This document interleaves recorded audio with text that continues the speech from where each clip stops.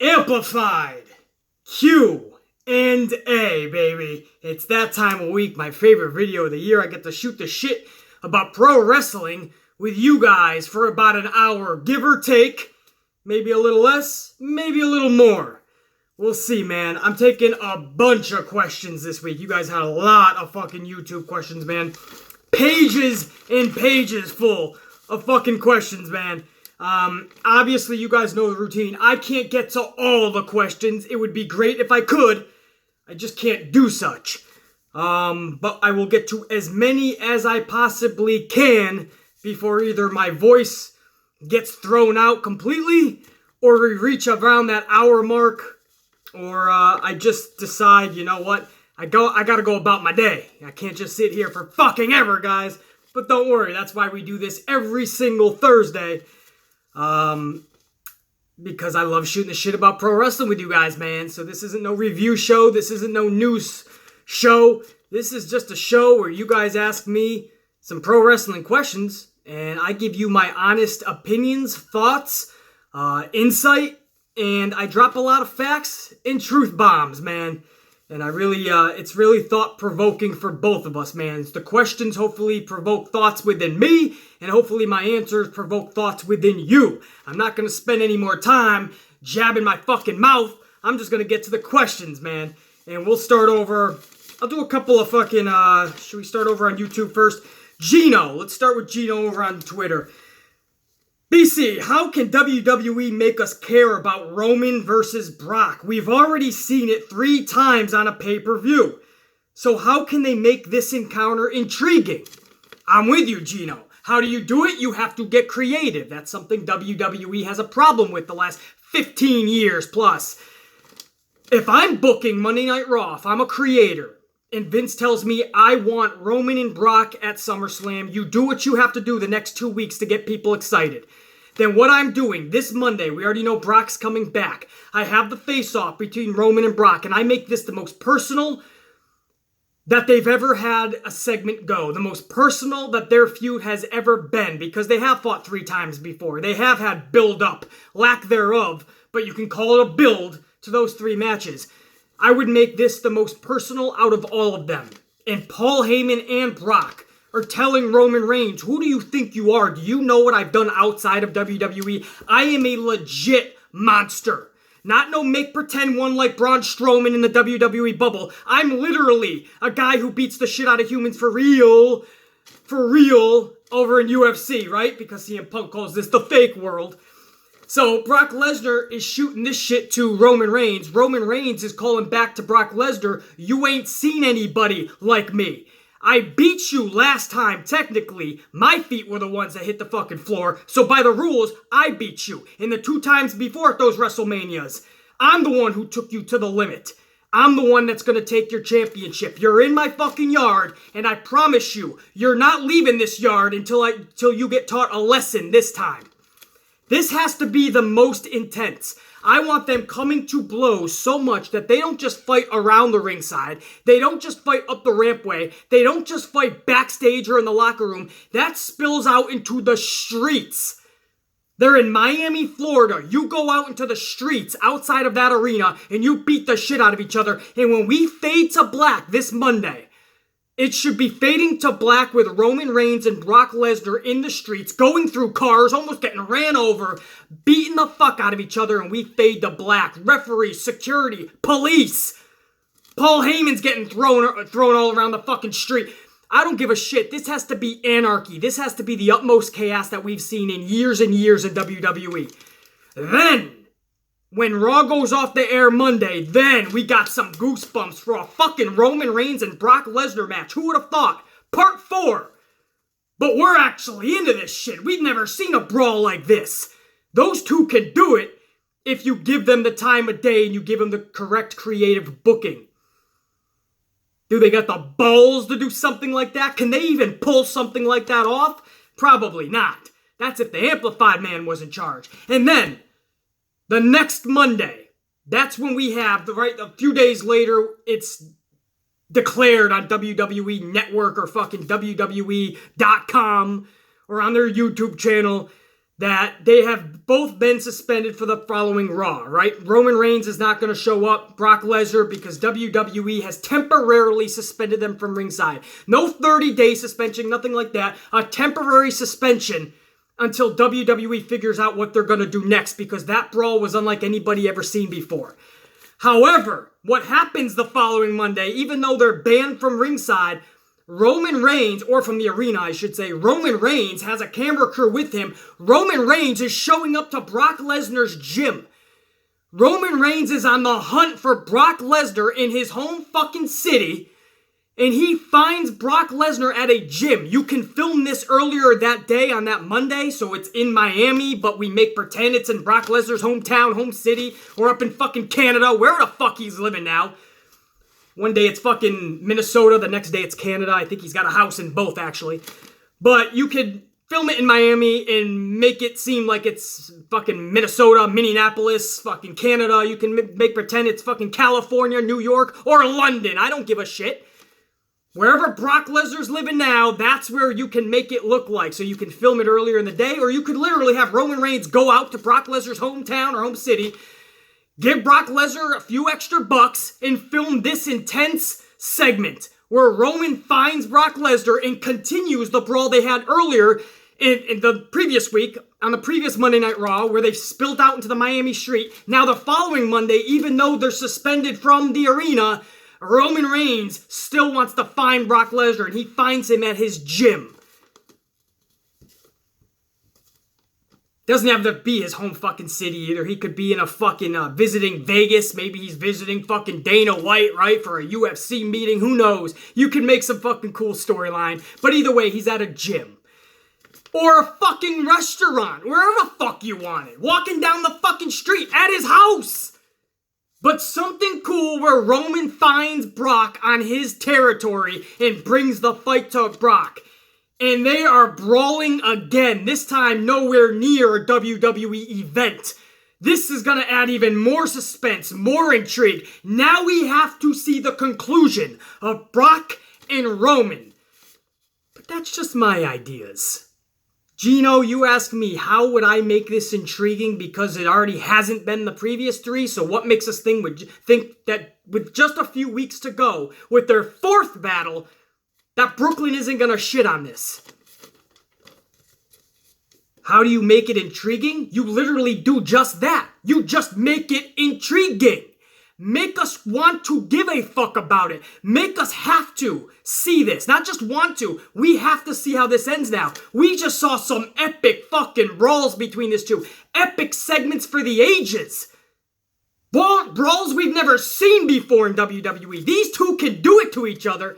WWE just won't give him the time of day and doesn't have the balls to pull it off. That's what I would do, man. Literally make this one of the most entertaining feuds out of nothing. Something we don't want to see, didn't want to see, in the future don't want to see, but just like that, with some creativity and giving it the time of day and giving it the respect this feud deserves and needs drastically, by doing all of that, with just a couple weeks left before SummerSlam, we turned something we didn't want to see. Just like that, we turned it into something that is a must-see. Just what I would do. Also on Twitter, Aki, if you could pick any film writer to be creative for WWE, who would it be? I would pick Wes Craven, just to cause hell. Wes Craven would be a fun WWE writer, especially for like The Undertaker, Demon Balor, fucking Papa Shango, bring him back. Much respect. Loved your Raw and SmackDown vids. Thank you, Aki. I appreciate it. As far as a writer for WWE, I don't know, man. Wes Craven, was he the fucking... He was the fucking writer. I keep thinking he's just the fucking director, but no, writer too, right? Can I go director too? I would want Steven Spielberg, because this guy's just got fucking insight like no other. I know he's done some writing too, but his directing is fucking second to none, man. I want to tip the question a little bit, not just writer, but the direction that Steven Spielberg would give WWE, man. Fuck yeah, man. Put fucking Finn Balor in one of those ET bikes and let him fly across the arena. I don't give a shit, man. If Steven Spielberg has his name on it, I'm all in. Good question, Aki. A fun one for sure. Ultimate 3D BC, random question for Q&A. Do you think Samoa Joe will ever use the Muscle Buster again? Possible? It's a risky move. Samoa Joe is a very, I don't want to say stiff because he's careful with his competitors, but he's a very physical dude in the ring. He trusts himself so much that if his opponent even has a shred of doubt and does something while they're in a move, does something out of just like not trusting Samoa Joe or not trusting the situation, that could actually cause a simplistic move to really turn drastically ugly. And a lot of that might not even be Samoa Joe's fault. It's because the person he has up in the Muscle Buster got paranoid or got scared and they did something. And on their way down, fucking they tweaked and jerked their body and it could be ugly. And again, it doesn't have to be Samoa Joe's fault. Samoa Joe just trusts himself so much that he's going to pick you up and he'll put you back down in a split second. Just trust him, trust the movements, and trust the motions that Samoa Joe is going through, and you're going to be okay. But how many people, I mean, you're working with a lot of green talent, especially with NXT call-ups and this and that. A lot more superstars are in WWE today than it was back in the 80s and 90s. You're working with just a plethora of talent. Do they all have the same skill level, or are a lot of them really green still? The truth is, a lot of them are still green. So you're not just trusting that Samoa Joe is going to do his moves correctly. You're trusting that they are going to be on the receiving end of those moves correctly. It's a dance. It's a balance. You have to trust each other. Samoa Joe is just so fucking good in that ring that a lot of times he's going to be in that ring with people that are not up to his level. I don't know if the Muscle Buster will be back because it could turn. It's an ugly fucking move at times, man. It could turn drastically bad. We saw it with Tyson Kidd. That landing was not good, man. And he was fucking, I don't want to go into the whole Tyson Kidd thing, but the Muscle Buster is one of those things that, like anything that you're landing toward your head and your neck, it's a very dangerous move. I'm not going PC on you here. I'm just saying, is that move necessary? Absolutely not. I don't think you need the Muscle Buster to go forward in pro wrestling. I don't think you need the Muscle Buster if you're Samoa Joe. Samoa Joe is going to be an epic beast without the Muscle Buster. So will you see it again? Maybe. We thought we'd never see the fucking curb stomp again, and it's back just with a new name, The Stomp. But that came back, so you never fucking know.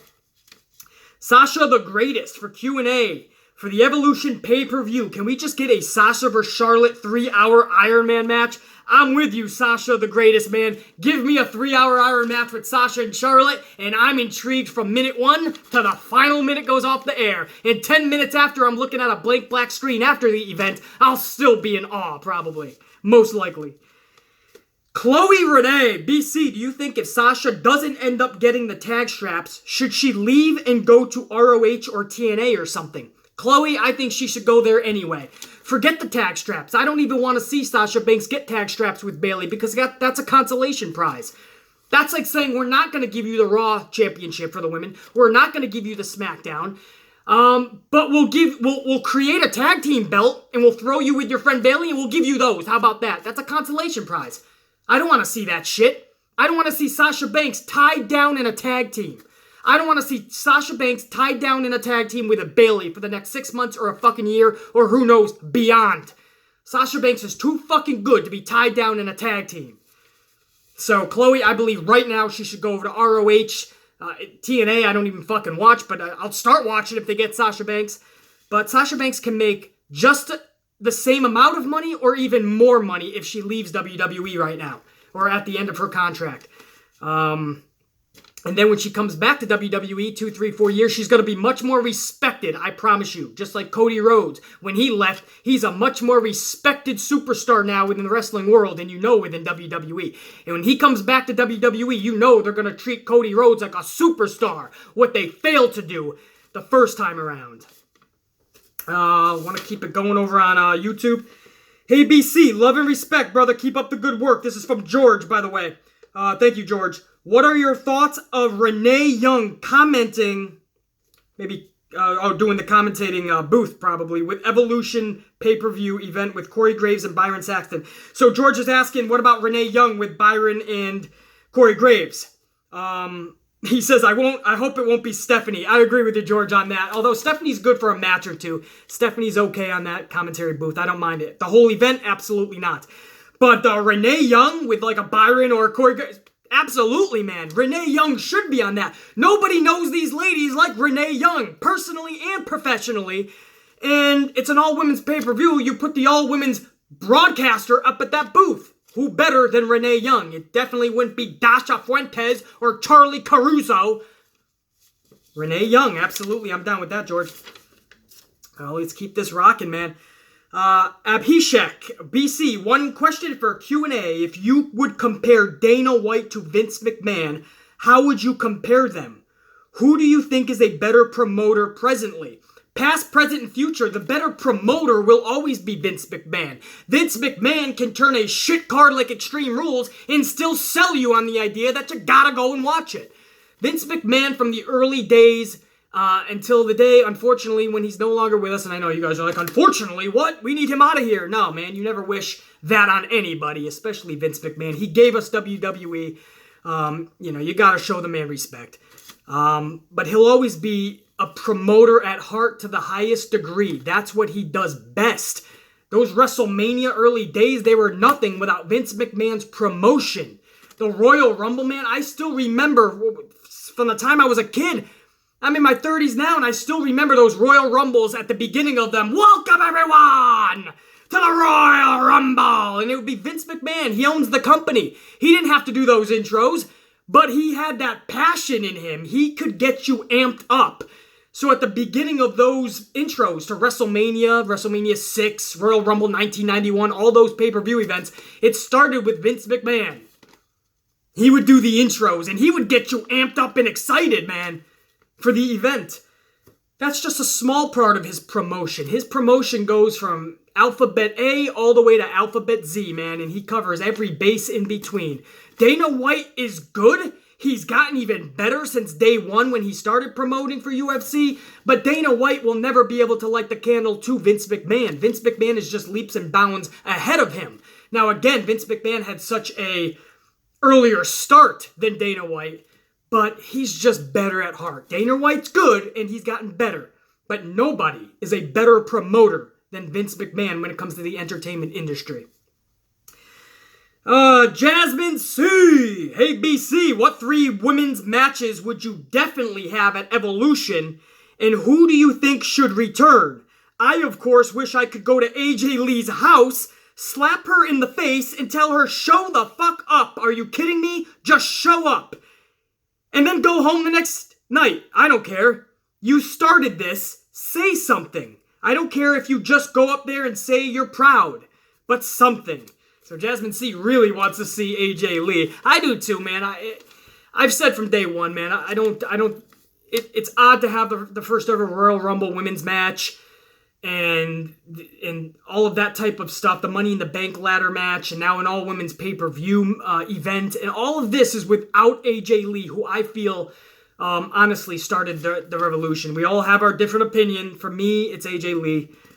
In those early tweets about give divas a chance and this and that. And, it's a shame that AJ Lee isn't there. But as far as the first part of your question here, what 3 matches would I definitely have on there? I'll give you a quick little rundown of the card I'd put together, man. I haven't given this much thought, but a fun card right off the top of my head that you could have fun with a couple month build and then the event itself. 3 matches I would want there for sure. Trish Stratus versus Sasha Banks. We saw a little glimpse of that at the Royal Rumble this past year. Trish face-to-face with Sasha Banks with a couple blows in between. And let me tell you this. You give me Trish Stratus, the best from back in the day, against Sasha Banks, the best of today. And you put them in that ring and you give them 25 minutes. 20 I'll even be happy with. Give them some time and let them rock and fucking roll. Sasha and Trish will tear the fucking roof off that motherfucking place in Long Island. I assure you.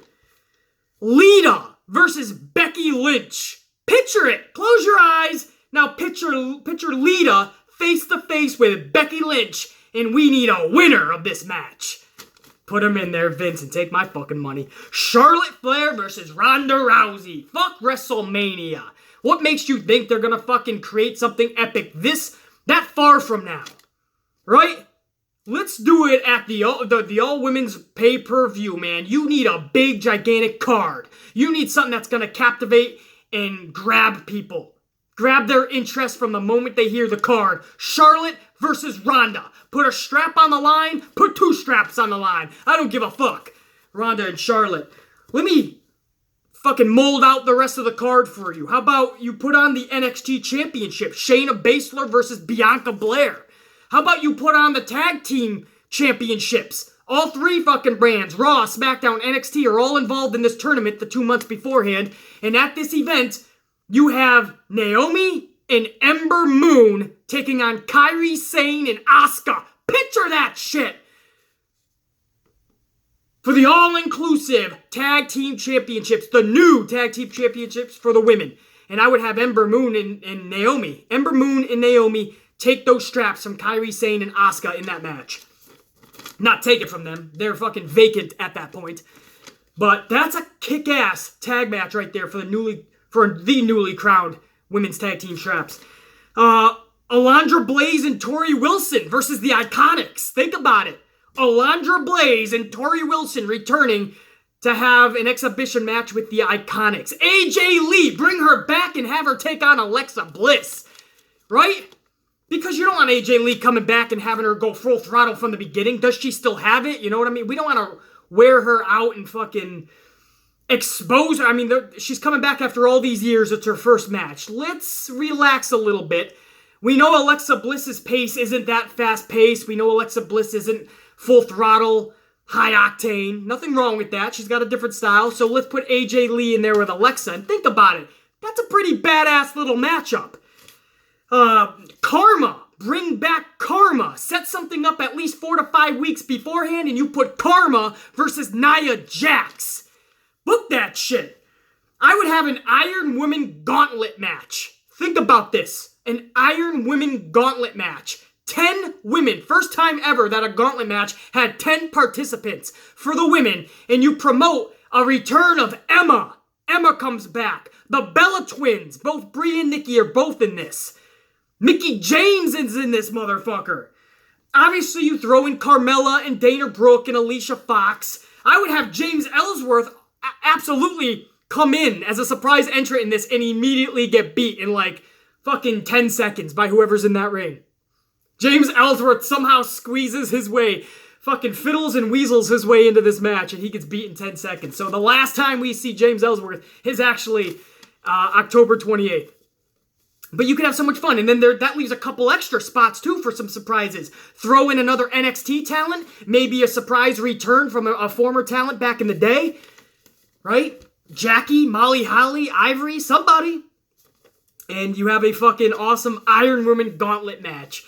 Kickoff show, you can throw in a 15, 20 person battle royal if you want. You know they're going to do that anyway. Throw in some NXT talent, throw in some old time talent. But, that's a fucking card, man. I just gave you a badass card, top of my fucking head, man. You can't pull that off, WWE? You got all this time. You can't pull off something like that? That'd be badass. And that's take my money shit. That's book that shit, Vince type of shit. Good question, Jasmine C. And that's coming up, man, just a few months away. So they better be thinking about that card they're going to put together. Abdullah, hey BC, been a subscriber since day one. My question, and thank you Abdullah. My question is, what do you think of a Charlotte heel turn at SummerSlam after a Becky Lynch win? Could be a top feud for Evolution. Much love and respect. Could be. I'm down. I told you guys that. I was down with Charlotte versus Carmella and Becky Lynch turns heel at SummerSlam. But if they're really going to go Becky Lynch Carmella, which it looks like that's where they're going now, because Becky Lynch won her match against Carmella this past Tuesday. So Becky Lynch versus Carmella, Charlotte returns and turns heel on Becky. I'm cool with that, Abdullah. Absolutely. Charlotte needs to be heel anyway. Charlotte is best as a heel. Bottom line. She just is. On the mic, her mannerisms, she belongs as a heel. Just like Sasha belongs as a heel. Certain individuals belong as a heel. Charlotte's one of them. Chris Reyes, BC for Q&A. If possible, do you think there's any chance WWE might bring back Randy Orton's punt kick Love your videos, BC. Thank you, Chris. They could bring back the Punk. It's like we were talking about with the Muscle Buster. It was deemed to be too dangerous. We haven't seen that really too much, if at all. Now we saw the curb stomp even before that. That was taken out. Now we saw that come back. It's just called the stomp now. So now that the curb stomp is back, you could see the punt kick with this new Randy Orton. This reinvented Randy Orton in a way, right? It's fucking the old Randy Orton in newer form. But you could see that punt kick come back. It's all in if WWE, their legal department, and their marketing think that this is not going to be a problem for them. Something happened with the curb stomp where they got together and said, you know what, fuck it, let's bring it back. We don't think this is going to be too much of an issue. They were worrying that with the curb stomp and the punt kick, that kids were going to try that at home or on the street. And that was going to be a bad look for WWE. That's still something that could happen down the line. And that's where marketing and legal really has to step in and say, no more, Vince. So, it's possible, man. We're going to find out when Randy Orton actually does some in-ring competition in the next week or two. We're going to see really quick if that punt kick is being reintroduced, or if that's gone for good, like the Muscle Buster, and maybe one day soon, again, the curb stomp, because I don't see that sticking around for long. DK Yu-Gi-Oh! For Q&A, do you think that the AJ Styles vs. Samoa Joe match is going to get too much hype? Like the AJ vs. Shinsuke match at WrestleMania, and therefore flop? Much love and respect, BC. Thank you, my man. That's why I'm not putting too much into this match with Samoa Joe and AJ Styles. I'm literally going to watch this and just be entertained, BC, like people always say, right? I'm going to, because I know Samoa Joe and AJ Styles are going to perform. I know what they could do in that ring together in more than one other match. Whereas Shinsuke and AJ before that WrestleMania match, we only saw them in that one New Japan Pro Wrestling match, and that tore the place down. And then they went to WWE, they lowered down their pace because they knew they were going to be fighting all spring. So a lot of factors went into that match not really captivating us. And then their 3, 4, 5 matches after that, as much as they got consistently better, they never really captivated me to the place where I thought they were going to captivate me. They never really reached that New Japan Pro Wrestling type of match that they had there. With Samoa Joe and AJ Styles, I know what I'm going to get with these two. So there's no way that I'm going to be disappointed unless WWE really fucks up their booking, which could happen. So that's the long answer. The short answer is I'm not going to expect too much like I did Shinsuke AJ. With Samoa Joe and AJ, I'm just going to sit back and I'm going to already know what to expect from them two in the ring. Then it's just going to lie in what does booking have for the finish. That's really where I'm going to be most intrigued in this. That's where it could really fall off the rails or it could be something epic. But them two and their chemistry in the ring, I'm okay with this, man. And I think that's the most, one of, if not the badass match of SummerSlam 2018.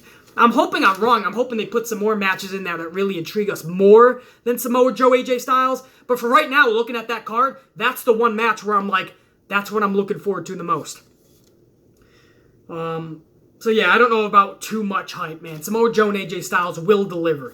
It's just about what booking is going to do for them. Where do you guys want to go? Christina! BC, hope you are having a great day for Thank you, you too, Christina. For Q&A, can you please do the Drake Kiki challenge? Much love and respect. Well, Christina, obviously you don't have me over on Instagram at the BC Amplified because I've already done the Drake Kiki challenge on Instagram. You want to see your boy BC bust a move? You gotta request me over on Instagram. It's a private account. I only allowed about 600 people-ish. But, go over there, Christina. I'll let you in. How's that? You give me about 48 hours. If I see you pop up in the requests, I'll allow you onto my Instagram. That's at the, Thee, BC Amplified. And, I already did that Drake shit, and I tore that shit up. Thank you, Christina. Paul James. Hey, BC. Love your YouTube channel. Thank you, Paul. I was wondering what your thought about... I was wondering what your thoughts about the Hogan and Andre the Giant match at WrestleMania 3 are. That match, for me, when it was happening, I was so young, I wasn't really grasping what I was watching. The first WrestleMania I ever remember was WrestleMania 2. Hulk Hogan, King Kong Bundy inside of a steel cage. was the main event. I didn't fully grasp that. I just knew my older brother was having a great fucking time, so I was too, watching that shit. WrestleMania 3, I was a little older, but I still wasn't grasping how big this was, WrestleMania 3. It wasn't until I started getting a little bit older, 7, 8, 9, 10, and so on, where I really started to grasp the fact of how epic Andre versus Hulk was and what it meant for the business going forward. It's one of those things when you look back in history of anything, it's one of those things, especially for pro wrestling, for us to look back at and say, are we where we are at right now in pro wrestling without that moment? I highly doubt it. Hub City Finest. What's up, BC? I hope this question makes Q&A, because for the past 2 weeks, my question wasn't answered. Sorry, Hub City, you know the deal, man. Too many questions. There's so many. Not too many. I shouldn't say that because I love the questions.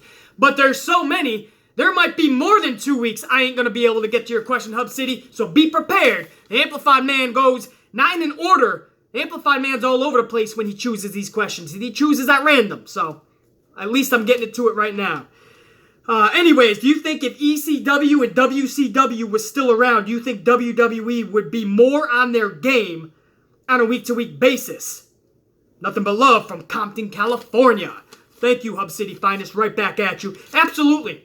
ECW, WCW, ROH, if they were to just get a little bigger, if TNA could have just hung. Competition. It's not just ECW, it's competition. That's what we saw with WCW. That's what we saw with ECW. They reached a level at the highest peak of pro wrestling. It forced Vince McMahon to do business differently, to take more risks, to take more chances, and when you do that, great things are gonna happen. The last 15 years, we've seen Vince McMahon just play it safe because he was making a shitload of money and didn't have to take risks and chances. So yeah, you're making a shit ton of money, but you could be making even more money if you were a better product. You're selling a lot of merchandise. You're getting big money on TV deals. You could be selling more merchandise. You could be making even more money on TV deals if you were a better product. It's like Roman Reigns. People say, it doesn't matter if you boo him or cheer him. He gets a reaction, but he could be getting a bigger and better reaction one way or the other if you put him one way or the other. If you made him a full throttle heel, I promise you the reaction's going to be through the roof. If then, after a year or 2 years that you made him that heel and he reverts back to a face, he's going to be full throttle and an epic face. And those reactions are going to be 1,000,000 times better what they are right now. So when they say, yeah, but he gets a reaction, I can't help but laugh. Because I'm thinking if you just booked him correctly, you would get a better reaction. A bigger reaction than just boos and cheers mixing with each other. They did that with John Cena for so many years, man. It's bullshit. If they would have turned John Cena heel, the reaction, the emotion that you would bring out of wrestling fans would translate into more money for business. Don't believe me? Go back to Hulk Hogan. He was still getting a reaction back when he was red and yellow Hulk Hogan in WCW, but they knew by turning him heel, they were going to flip the pro wrestling world upside down, and business was going to become epic. And that's what happened for WCW. They turned into the NWO, and nothing was ever the same again. When they turned The Rock, he was getting the reaction. Die, Rocky, die. Rocky sucks. They were booing the shit out of him. Some people, kids and ladies and shit, were cheering Rock. But he was getting the reaction. They turned him heel. Nation of Domination. He turned into his own type of character, badass heel. The business was never the same. The Rock turned into his own entity.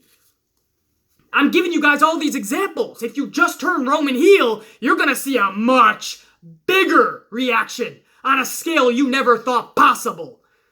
You got to listen to the Amplified, man. I don't steer you guys wrong.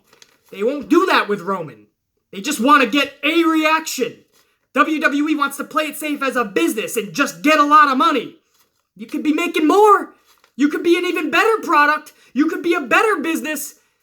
They don't want to, and I think it's going to take another WCW or another type of ECW to come along and rock Vince McMahon on his ass and give him that competition.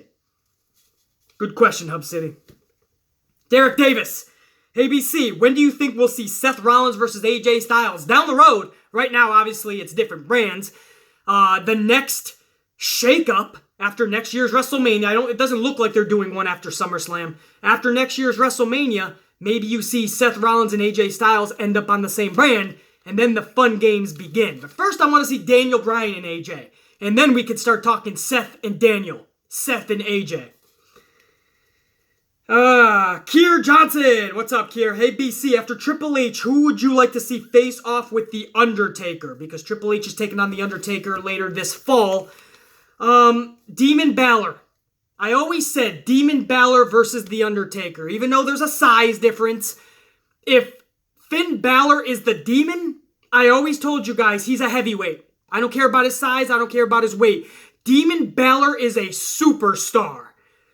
And it's a crime. It is absolutely criminal that we have not seen the Demon in as long as we have. Have not, I should say. In the last year and a half, we have not seen anything about the Demon. At least year and a half. Finn Balor is nothing more than a mid-carder right now. If he was the Demon, he could be a main event player. I have to wonder why we are not seeing the Demon. You could have much more merchandise sales if you have the Demon masks and Demon shirts. The feuds that Finn Balor are in, we're going to give a shit a lot more if he's the Demon. I honestly believe it's because The Undertaker is not officially retired and they don't want another presence like The Undertaker. I think they look at the Demon and they think that's an Undertaker-esque presence. I don't know if that was from Mark Calloway himself or if that's from Vince McMahon. But there's a strategic reason why we have not seen Demon Balor. And no matter what the reason is, it is criminal. We need to see the Demon back, and soon.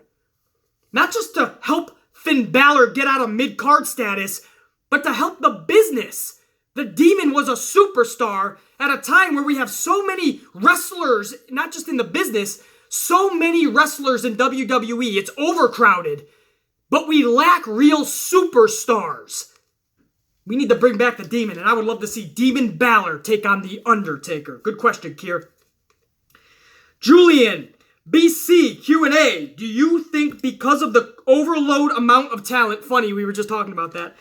Do you think because of the overload amount of talent, WWE should make NXT a third major brand along with Raw and SmackDown? Kind of like what we saw with Raw, SmackDown, and ECW back in the day. Much love and respect. Right back to you, Julian. It kind of is already a third brand, but I know what you mean. Get away from this developmental little cloud that hangs over them. I hate the fact that NXT is known as a developmental territory. It's so shaded gray. It's not black and white. Nobody really knows what it is. And everyone's always like, BC, it's both. It's developmental, but it's its own brand. No, I don't want both. I want just one. NXT should be its own brand then. You cannot tell me it's developmental and then put people like Samoa Joe, Finn Balor, Sami Zayn, Kevin Owens. All of these superstars have to go there first for sometimes a year, 2 years out of their career.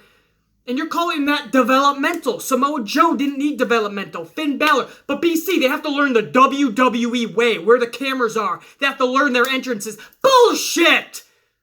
That's a load of bullshit. Don't believe me? AJ Styles just showed up at the Royal Rumble. AJ Styles never even went to NXT. I could keep going by a list of people that bypassed NXT, showed up right to the main roster. Oh, BC, AJ Styles is leaps and bounds better than everyone. AJ Styles was right there with Samoa Joe. Of course, Styles is a better wrestler, but they're in the same league. Samoa Joe has to go there for over a year. AJ Styles gets to bypass it? No, it's bullshit. Triple H just picks and chooses who he wants where.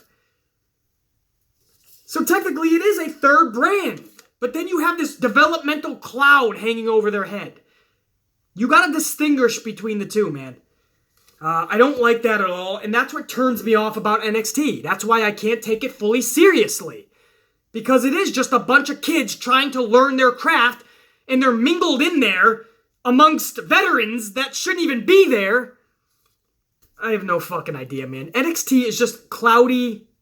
It's a cloudy gray fucking thunderstorm to me. Obviously, it's really good when they go to the NXT takeovers. Their Wednesday shows are decent as well. But it just didn't distinguish itself to me. And if I don't know what you really are, if you don't have an identity, then I can't I can't give you my time of day, man, fully. Now, yeah, I follow NXT, absolutely. That's because I follow pro wrestling and I follow WWE more than anything. So obviously NXT is an extension of that. But for the casual fan, I can understand why they don't follow NXT. It's a very distorted image. And if you don't have a clear identity, that means you have an identity crisis. And if you have an identity crisis, there's an issue, man. And that's why NXT is not seeing the numbers on the WWE network that Triple H and them see. That's the reason. Anthony, hey BC, much love and respect to you. Thank you, Anthony. Back to you. In your opinion, what makes a great heel? Not just with promo work, but their in-ring matches. That's a good question, Anthony. What makes a great heel? Simple. When you're in that ring, listen. Listen to what the fans like. Listen to what they love. And do the opposite. Watch, hear, see what they hate, what they dislike more than anything, and do that more. When you can really play the strings of your audience, fuck with them, push their buttons, make them really fucking hate you almost, right? They can't stand you. Then you got them in the palm of your fucking hand. Your promos should drive emotion out of them. Your in-ring mannerisms, your techniques, everything you do in that ring, psychology-wise, like the great Jake the Snake Roberts would show you. Psychology in that ring should drive people's mindset to be like, that is one bad dude. That's one bad fucking dude. Even fucking say, the kids especially, man, I don't like him, daddy. I don't like that guy. I hope Hulk beats him. I hope John Cena beats him. I hope AJ Styles beats him. Daniel Bryan beats him. I don't like him, daddy. He scares me. When you hear that, man, he scares me. That's how bad of a dude he is. That's when you know you're doing something right. When you drive that emotion. When you drive somebody to say, I want that guy to beat up that guy. I want that guy to pin that guy, to submit him. You know you're doing your job, man. Listen to your audience. That's the best way I could say it, Anthony. Listen to your audience. If they love something, do the opposite. If you think they hate something, do more of that. Your in-ring psychology, play off the crowd just as much as the crowd is enjoying that match and playing off of you. You play off of them. They are your puppets. You are the entertainer. They are your audience. You are the performer. They are your puppets. You string them however which way you want. The great ones in this business do that to the highest degree. The ones that are not that great in this business are exposed immediately because they don't know how to be the puppet master. They try, and you can tell they're uncomfortable. You can tell they're not good at playing to the crowd, playing off the crowd, being the puppet master. You can tell they're exposed from the beginning. Not everybody is a Jake Roberts or a Randy Orton. Not everybody can pull that shit off. But that's what makes a great heel. So either you have it or you don't. If you don't have it, you better find every way which possible underneath the sun itself to find a way in many ways to become that epic heel. Because if you don't have that it factor already instilled in you, you are at a serious disadvantage, man. Because the top heels in this business already have it in them. They're already a bad guy within. They can already play that bad guy, that scary guy, the boogeyman. I love that shit. Jay Troy, what's going on, Amplified Man? Not much, Jay. Hopefully you are having a kick-ass week, my friend. What's going on, Amplified Man? If you were booking the women's pay-per-view Evolution, who would you have headline it? As I said earlier, I would have Charlotte and Ronda on that card, not WrestleMania. And I would have Charlotte and Ronda headline that event. Who better? Charlotte Flair is poised in that position as the best wrestler of this generation. Ronda Rousey is poised as the greatest women's fighter of her generation, right, in UFC. People will argue that doesn't matter. She's the first women Hall of Famer anyway. So people think of Ronda Rousey. They think of her as a badass, real UFC fighter, right? So you take the best wrestler is what WWE wants you to think anyway. Charlotte, she's right up there with Sasha, though. Ember's up there. Even Naomi. But Charlotte Flair. And you take her with the best ass kicker that WWE has, Ronda, and you promote the shit out of that. That should be your main event at the first ever women's pay-per-view. Absolutely. So, good question there, Jay. And again, it ain't just the main event. That whole card, if I'm booking this shit, I would have every single match mean something. And every single match, people will actually give a shit about. I tell you guys, we're already about fucking 45 minutes into this motherfucker, so we definitely steamrolling past an hour long, I'll tell you that much. You guys are fucking awesome, man. I love this shit. Let's keep this rocking. J Football Live, hey BC, hope you can get this into Q&A. What are your thoughts on Brock becoming a dual company champion, WWE and UFC? I mean, I don't know about you, but if that happens, I wouldn't be able to believe how Lesnar could possibly lose the Universal Championship in the WWE while actually being the UFC Heavyweight Champion. Much love and respect. Back to you. I agree with, I've said this from day one. That's what makes Brock Lesnar such an epic superstar, larger than life, that big fight feel superstar. It's because he literally is beating the shit out of human beings over there in UFC. So obviously you believe that in WWE he's beating the shit out of people and keeping the championship. The only problem I have with Brock Lesnar in WWE is that he doesn't show up enough. That's not just Brock Lesnar's fault. That's Vince McMahon for allowing that to happen. That's WWE as a company's fault. If Brock showed up more and they worked out a much better deal, I'm okay with Brock holding that championship for 3 fucking years. They just didn't book him properly, and he never shows up, man. And that cost that belt any prestige that it would have had. That cost the company a lot of prestige. The company suffered while Brock Lesnar was the champion. I will admit that as a huge Brock Lesnar fan. I can absolutely admit that. But you're right. If he's a champion over there in UFC, you're damn right. He should be champion over here in WWE, and that would be a dual champion. And I don't see him losing the WWE Universal Championship. But over in UFC, he's got that championship. But over in WWE, you know, Finn Balor's got it, or Seth Rollins, you know what I mean? Great wrestlers, but it's Brock fucking Lesnar. I mean, you really got to have a top heavyweight taking him out, or you have to have the greatest David versus Goliath storyline in the history of the world. No movie should even compare to it. And I'm talking Daniel Bryan, Brock. And at the very end, blood, sweat, and tears left in the ring, Daniel Bryan pulls up the upset of the world. Then I'm okay with that story. Other than that, it's gotta be a top superstar. It's gotta be a Braun Strowman-esque type person. If Roman was booked properly, I'd even accept Roman taking it from Brock. But yeah, it'd be cool to see a dual champion. I ain't gonna lie to you, man. Universal on your left shoulder, fucking UFC on your right, or vice versa. If I'm facing you, if you guys are looking at me, maybe that's your right. Who the fuck knows? Either way, a championship on both your shoulders. There's just one problem. Brock Lesnar, and I don't blame him, doesn't want that exploding strawberry championship on his shoulder. Because that's what it looks like. Like a strawberry, a giant strawberry just exploded. And that's your championship for WWE. It's bullshit.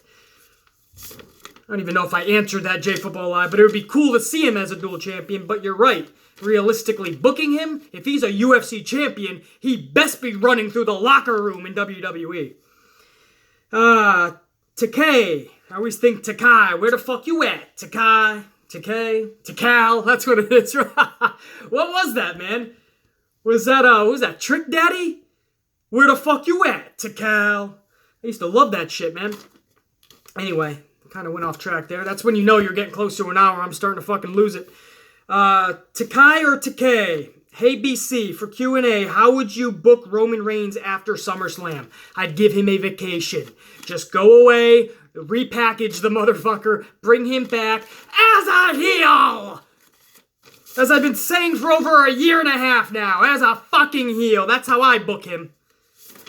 How's that for an easy fucking answer to a question? Harsh Vardhan. Yo, BC, you missed my last 5 questions.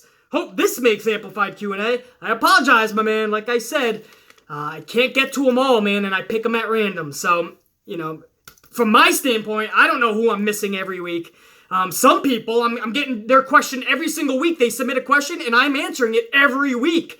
They're just very fortunate. I'm not doing it on purpose. It's the luck of the draw. Some people, they're getting their questions missed for weeks. Some people, I probably haven't even answered their question ever.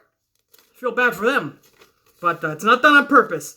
So anyway, hope this makes a Q&A. But I got you this week, so that's good. I just want to know your thoughts on Aleister Black. Also, how would you book him on the main roster? Love your work. Been a member of the Amplified unit since 1,000 subs. Cheers. Thank you, my man. Means a lot. As far as Aleister Black, he's one of those guys that's doing really good in NXT. I don't see how far he goes on the main roster because it's already overcrowded. There's so many people in WWE's main roster, they don't even know what to do with them. Now what? Aleister Black comes over? Johnny Gargano comes over? Does Tommaso Ciampa come over too? Does the Velveteen Dream come over? Who else? Let's bring them all up!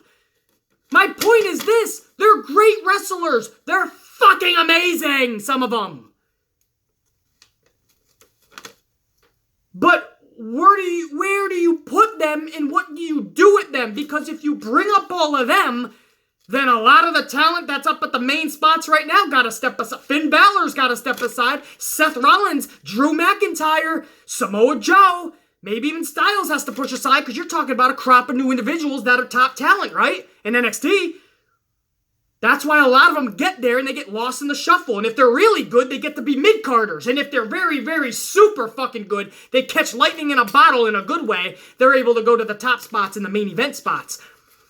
But most of them get lost in the shuffle and just reach mid-card status through no fault of their own. It's just overcrowded. They don't even know what the fuck to do with the talent now. I don't even know if I answered that, man. I like Aleister Black. He's doing great things in NXT. I don't know if he's got the charisma to captivate WWE's main audience on the main roster because there's a shitload of casuals. I like him. You guys watching this channel, and especially going toward an hour, if you're still with me after a fucking hour of talking wrestling, then you guys are diehard wrestling fans. We all know Aleister Black, obviously. We probably like Aleister Black. We want to see him go to the main roster and do great things. Like the Velveteen Dream, like Johnny Wrestling, like Tommaso Ciampa, all of them. I got you. I'm with you. But the WWE main roster isn't just diehards like us. And that's where people like Aleister Black might fall off the ship. I like him. What was the second part of your question? Also, how would you book him? That's the thing. You would have to book him in a way where he is, I don't want to say freak of nature, man, where he is just like a mythical, even mystical fucking character. He's somebody, I don't want to put him in the same league as The Undertaker. Not even Demon Balor. But you gotta make him something that is unique in that way. Like Bray Wyatt was, until they ruined Bray Wyatt. They got too fucking complacent, started doing redundancy with his character, and before you know it, Bray Wyatt became stale. A character like Bray Wyatt should have never gotten stale. Aleister Black is going to have some unique side to him that is unlike any other character in WWE, or I promise you, he will get lost in the shuffle. Samuel, hey BC, who would you have winning next year's Royal Rumble? Much love and respect. Right back to you, Samuel. Daniel Bryan. I always said, Daniel Bryan is that underdog. That David in the David Goliath fight that everybody wants to see. This huge underdog, the one they said could not do it, like the movie Rudy. He's basically Rudy. You're telling me a guy like Daniel Bryan can last that whole Royal Rumble and even win that motherfucker? That's why we all wanted to see him a few years back, and it ended up being fucking Batista that was heading into WrestleMania 30. At that Royal Rumble, we all wanted Daniel Bryan, man. It was that huge underdog story. And it ended up being Batista, this big giant of a man. Goliath won that. We wanted to see David win it. So Daniel Bryan, man, I still think he has it in him. And that would lead to something great, man, if you want to give the strap. If AJ Styles loses the strap this year, somehow you get it back to him. That could set up Daniel Bryan, AJ Styles, WrestleMania 35. A good way to do that, obviously, is if Daniel Bryan wins the Royal Rumble and gets to pick his champion. And Daniel Bryan winning the Royal Rumble, the crowd would be fucking ecstatic. Much more than they were when Batista won it. Much more than they were when Roman Reigns won it. When Triple H won it just a few years ago. Daniel Bryan, that's who I have winning the Rumble. Justin, BC, what do you think of Peyton Royce and Billie Kay as the first ever women's tag team champions? What two women would you want as the women's tag champs? And did you notice SmackDown hasn't been showing Charlotte and Naomi as much? I don't know the deal on Naomi, but that pisses me off. Maybe she just wanted a week or two of vacation, but this just seems like they don't have anything for her. This is what Dolph Ziggler said. He wanted a little bit of time off. They ended up giving him a lot more because they didn't have anything for him. WWE does this now. If they don't have anything for you, they don't fucking rush you onto TV. In one way, that's a good thing. Because they're not just using you in nonsensical ways. On the other hand, people like Naomi, that should never be an issue. Creative should never go to Naomi and say, we just don't have anything for you. She's one of the most talented people on that roster. And you don't have anything for her? So I believe this is a split. This may be half vacation for Naomi, but I also believe they have nothing for her. And as far as Charlotte, I know she is recovering from a implant and her boobs, right? I don't know if it was one boob, two boobs. Was it a single boob or a double boob? But she got a boob problem and one popped because she had, this is such an awkward conversation, but she got work done to her boobs and she's recovering so that when she comes back, her fucking boobies are all good to go. Is that so awkward? But that's why Charlotte's been off TV. She's recovering from a personal issue. How is that? She has an issue with her breasts. As far as your first question, but that's the issue with Charlotte and Naomi. Who the fuck knows? That's criminal that she's not being showcased every week. As far as who I would have win the first ever tag team women's championships, I've told you guys a million times already. Ember Moon, Naomi. Speaking of Naomi, Ember Moon would be an incredible tag team. Showcase the world to who the fuck Ember Moon is. Remind the world who the fuck Naomi is. Give them a good fucking year run. And at the end, they part ways. And Naomi and Ember Moon should be much better off than they once were in the company after being tag team champions. People like Sasha Banks, I don't want to see held down in a tag team. Whereas Ember Moon and Naomi, even though they're incredible talents, at this stage in both of their careers, and where I see WWE taking them, I say I would scrap that and just say, hey, put them together, let them showcase themselves in an unbelievable tag team for the next 9 months to a year. That'll do wonders for the careers of Ember Moon and Naomi, and that'd be a badass tag team. As far as the Ikonics winning it, I don't think the Ikonics are in the position right now. Vince McMahon has treated them as nothing more than jobbers since they got to the main roster. Now, I'm kind of going to defend that decision because I think they're still really green. They're great on the mic. They're good in promos. They got this aura about them that does kind of grab you a little bit. That's the best way to say it, right? They got this confidence. They got a spark to them. But when it comes to their in-ring skills, they're green as fuck. You can't just throw championships on them. And again, from coming from jobbers to becoming the first tag team champions, I don't see that happening. Ember Moon, Naomi. And I say, book that shit, Vince! Amanda, Q&A, do you think WWE is going to do a best of 7 for Nia Jax and Alexa Bliss like they did Sheamus and Cesaro, and then end up just throwing them in a tag team like they did Sheamus and Cesaro? I hope not, Amanda, because if they do a best out of 7 for Alexa and Nia, I'm going to fucking hire a team to create cement walls. 7 of them. And after, or even should I say during every one of their matches, I'm going to put my head through every one of those cement walls. By the 7th one, I'm probably going to get stuck in it. I'm going full fucking throttle. I'll probably be halfway through the motherfucker. Busted open, body's halfway through, I'm kind of dangling there. Everyone's like, what the fuck? What happened? I'll tell you what happened. I had to witness 7 Alexa Bliss and Nia Jax matches. That led me to where I am in life now, stuck in the middle of a cement wall. How's that, Amanda? Brandon, I have a question for Q&A, BC. I know it might be too late. No, it ain't. I got you in. Too late. What would you do, or what do you think about Almas versus Nakamura for the U.S. title at SummerSlam? And if not those two, then who do you think should it be? Because it looks like they're going Jeff Hardy, if he's able to return in time for SummerSlam, against Randy Orton. It does look like they're going Jeff Hardy, Randy Orton, but you could have a triple threat too and add Nakamura. I'm hearing that as well. Nakamura, Jeff Hardy, Randy Orton. The problem with that is I've already seen them three a couple of pay-per-views ago, did we not? Wasn't that the whole thing a couple pay-per-views ago? The whole storyline was Randy Orton, Jeff Hardy, Shinsuke. That was the whole thing. We already saw Jeff Hardy and Randy Orton in a little feud beforehand. Now we're just rehashing it. Almas versus Nakamura, that intrigues the hell out of me because Almas versus Nakamura would be 10 times better than even AJ Styles and Nakamura. The chemistry between Almas and Nakamura, think about it. Close your fucking eyes. Are you thinking about Almas wrestling fucking Nakamura? That's incredible! Now here's the problem. Was it Brandon? Here's the problem, Brandon. It's too late for that. SummerSlam is in a few weeks. August is next week. I believe August 19th is already SummerSlam. We only got a couple of SmackDowns left before SummerSlam. And Almas only had a couple matches on the roster. So even if you wanted to make that match, realistically, he doesn't deserve a title opportunity yet. Just 2 weeks ago, he was tapping out to AJ Styles. Now, yes, that's the heavyweight champion, but still, he tapped out in 2 seconds. He was losing his match on SmackDown. Last week, he finally won a match. That was against Rusev. But what? You have him win one more match on SmackDown and all of a sudden declare him as the one going against Nakamura? That's the first problem I have. He doesn't deserve it yet. Number 2, heel versus heel.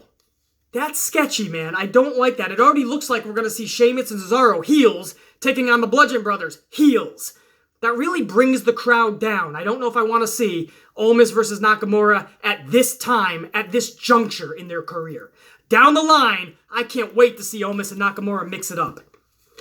Brian, hey BC, what's your thoughts on Cassius Ohno being stuck in NXT for so long? How would you book Cassius Ohno on the main roster? And what brand would you put him on, Raw or SmackDown? Well, I see Cassius Ohno kind of like a SmackDown guy, but before we even talk about main roster, how do I feel about him being stuck in NXT? It's like everybody who was stuck down there for a long time. That's what happens. It's like a pit of misery. It's like fucking Bud Light, right? Dilly dilly, or you're going to the pit of misery. You either go to the main roster, dilly dilly, or you're stuck in the pit of misery. For some people, the main roster is the fucking pit of misery. So dilly dilly if you get the stick on NXT. But for Cassius Ohno, he doesn't even have momentum in NXT. So what makes you think he's going to be anything in the main roster? He will be so far down on every card, it would be a waste for both Cassius Ohno and the main roster. I don't see Cassius Ohno going to the main roster until NXT finds out if he's worth it or not. I know we all like Cassius Ohno, but he's like a modern day Hacksaw Jim Duggan. And Jim Duggan would not work in today's wrestling. And I know, I loved Hacksaw Jim Duggan, one of my favorite characters back in the day. But in today's wrestling, he'd be today's Cassius Ohno, lost in the middle of everyone else. And that's if he's lucky he'll reach mid-card status. Right now, Cassius Ohno in NXT and especially on the main roster, he would be on the first couple matches of the main card at best. If he's lucky, he gets on a kickoff show. I know that's sad, but that's how he's being booked in NXT too, man. He ain't no big megastar. What makes you think Vince is going to make him one? Where do you want to go, man? Where do we go from here, guys? Cage, my Q&A question. Greetings from Poland, BC. Probably the only fan from this country. But that's all that matters. It is all that matters, man. And who knows? I probably got other people from Poland watching the Amplified, man. If I do, much love and respect to everybody out there in Poland.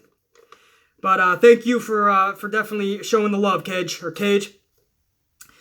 You are really authentic and don't give a fuck about how YouTube should behave or how a YouTuber should behave. I appreciate it. I don't give a fuck. I beat to my own drum. You know that. What else do you say here? Unlike all those other loser vloggers, I love it. However, my question, we all agree that Sasha Banks is the best female wrestler and overall better than Alexa Bliss. But can you agree that in terms of only mic skills, Alexa is better than Sasha? You ready for this? 100% agreed. I always call it down the middle on this channel. You guys know that, man. I 100% agree. Alexa Bliss, 10 times better than Sasha on the mic. There are times Sasha gets on the mic and I cringe.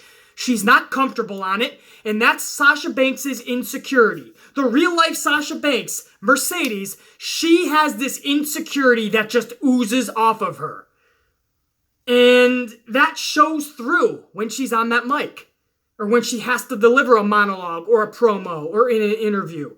Alexa Bliss knows how to play that mean girl. Alexa Bliss has this cool, calm, collective nature when she's cutting a promo or when she's in an interview. I 100% agree. The only reason Alexa Bliss stays in the spot that Vince McMahon put her in is because of her mic skills. Because she has that cool, calm, collective nature, and she can help elevate storylines. When you have somebody on the mic like that to elevate storylines, it makes it 100 times easier. So I 100% agree with you on that. Alexa Bliss is better at Sasha Banks at one main thing: mics, mic skills, promos, interviews, no question about it. Torrie Lachey! Hey BC, hopefully this gets on Amplified Q&A. Now I know they're starting to crowd the WWE with championships, especially if they add the Women's Championship. But what's your view on mixed tag team straps? Think of all the combination of men and women who could compete for it. Naomi and Jay Uso, Rusev and Lana, Sasha and a heel Roman, there's a mix. Bayley and John Cena, laugh my fucking ass off. Imagine Stephanie and Triple H holding those straps. Yeah, it makes for fun thoughts, Torrie. Fun thoughts, man. And if you close your eyes and you think about those combinations, you even think about the matches and the storylines you could create, fun as hell. But you're right, you answered it yourself, way too overcrowded. I'm okay with a women's tag strap, and that's it, let's call it a day. A mixed tag strap, now we're getting a little too crazy, because now we're mixing up the women with the men. Now, where does that end? I mean, does Jey Uso have a tag team match with Jimmy one night, and then the next week he's with Naomi? Is Rusev taking on Aiden English one week, and then the next week he's with Lana? It makes for a sticky situation, man. The casual fan would be lost as fuck, but I gotta be honest, a diehard fan like me that watches week to week, I might get lost as fuck too, man. If they were gonna do something like that, it better be done in the most brilliant of ways that's not gonna confuse anyone, and it's gonna be flawless. The problem with that is WWE usually does the opposite. They confuse everybody, and they're the opposite of flawless. So that's a hard no on that one, Torrie. As cool as it would be, though, I do have to admit. Omar, hi BC, for Q&A, do you think that SmackDown is getting better than Raw because they're going to the Fox network? I remember Triple H saying on the Steve Austin show that he wishes that Raw would only be 2 hours because it's very difficult to tell storylines. I'm butchering this whole thing. Can I start from the... what the fuck am I saying? So basically, Omar is saying, do I think SmackDown is better now that it's going to Fox? Triple H wants it to be 2 hours. It's difficult to carry on stories when it's 3 hours. And if so, do you think that when SmackDown moves, Raw will go to 2 hours as well? Much love and respect. Back to you, Omar. It's over an hour now. I'm starting to fucking lose my mind. So this is going to be the final few questions. I'm already butchering questions. SmackDown will never be the flagship. Understand what I'm telling you guys this. I tell you guys this every week. Never! They can be on Fox and ABC and NBC.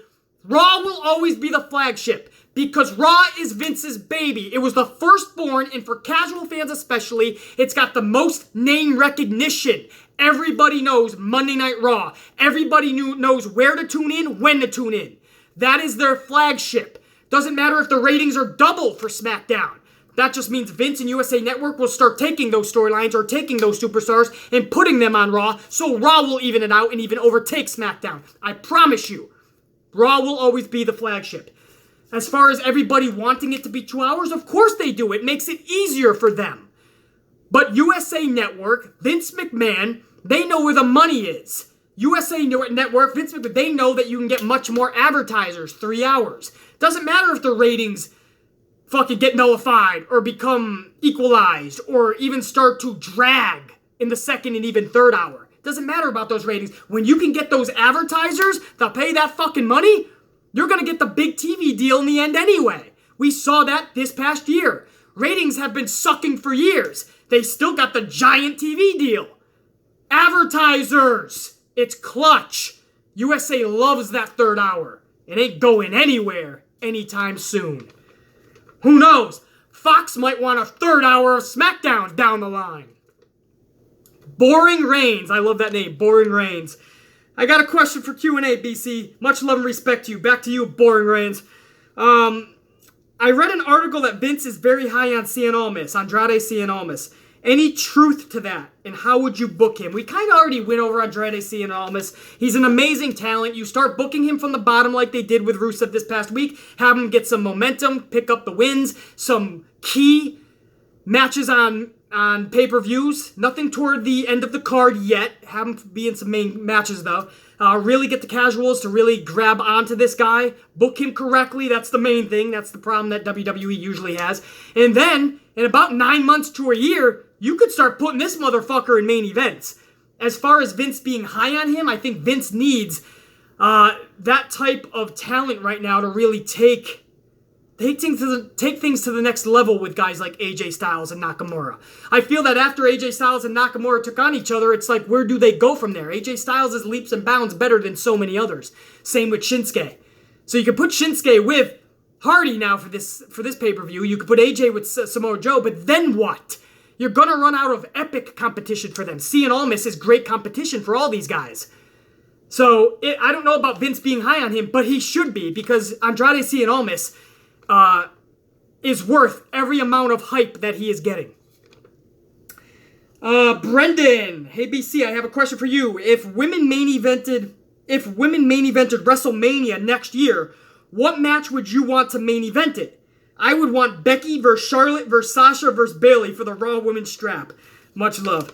I don't even have to pick this because, unfortunately, Brendan, I don't even have to what if this. There is no match that could possibly main event WrestleMania next year for the women. I'm sorry. You guys know I'm high on the women on this channel. I cover the women just like I do the men on this channel. But I'll be the first to admit, there is no match right now in WWE that would intrigue me to the point that I want to see the women in the main event of WrestleMania. And that's why I'm putting Ronda Rousey and Charlotte at the first ever pay-per-view for the women and not at WrestleMania. Because I know it's not main event worthy, no matter how they book it.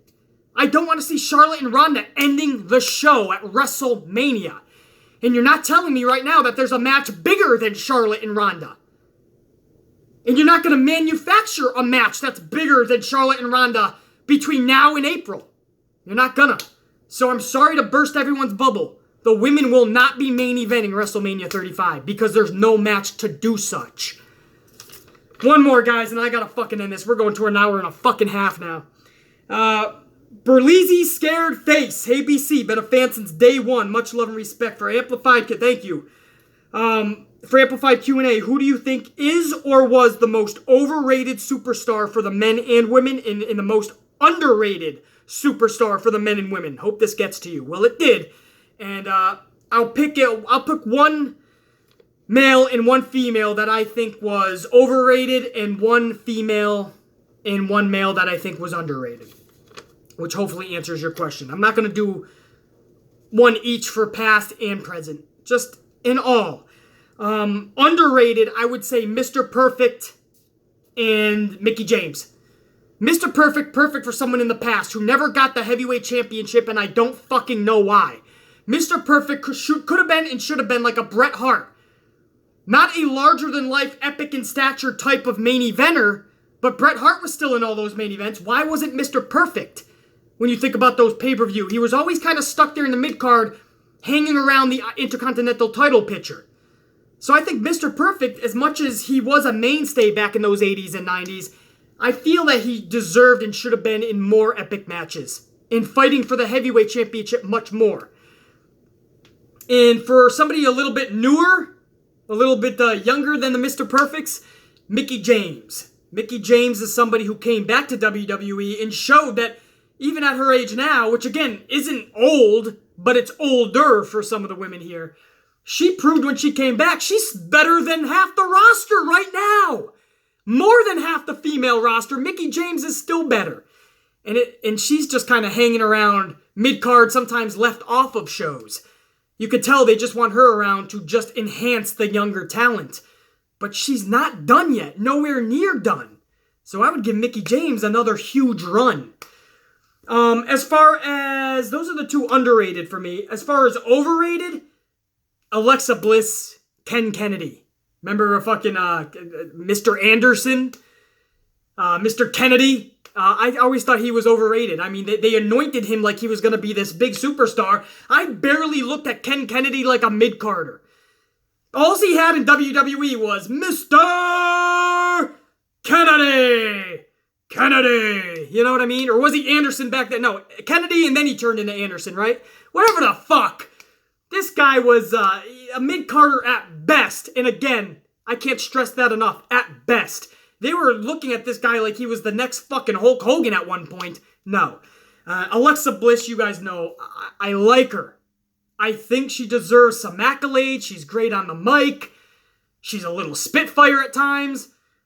But to hold the championship so many times like she did, for as long as she has, and get the main matches like she has, over other talent on that roster, I call bullshit, man. I know there's a lot of Alexa fans out there. Again, I don't hate her. I fucking love Alexa in a lot of ways. I call bullshit that she got that much accomplished in just a couple of years. I'm not buying it, man. So fucking overrated. Vince McMahon put her there. Nobody really knows why, man. That's it. I'm shutting up. I'm not going to go on and on about it, man. Thank you guys. It's been about an hour and a half of fun for me talking pro wrestling with you guys. Hopefully you guys, for those of you that lasted the whole fucking hour and a half and we just shot the shit about wrestling, man, you guys are the tried and true amp unit, dude. Because I'm going to do this every fucking week. And I hope you guys come back next week and do it again with me. Any questions, as you guys know, always put them down on the Wednesday before. And I go over them that night or the next morning. And we put out this video. I'll try to put out an impromptu video tomorrow. If not, I'll see you guys next week. The Ant-Man, much coffee, and much ass whippings are coming tonight, I promise you. So with that, much love and respect to you guys. Thanks again for joining me on this Amp Q&A. And I'm out, man. I'm shutting my mouth and I'm going to get those big, giant size, amplified size coffees. Amplified, man, for now. Check you later.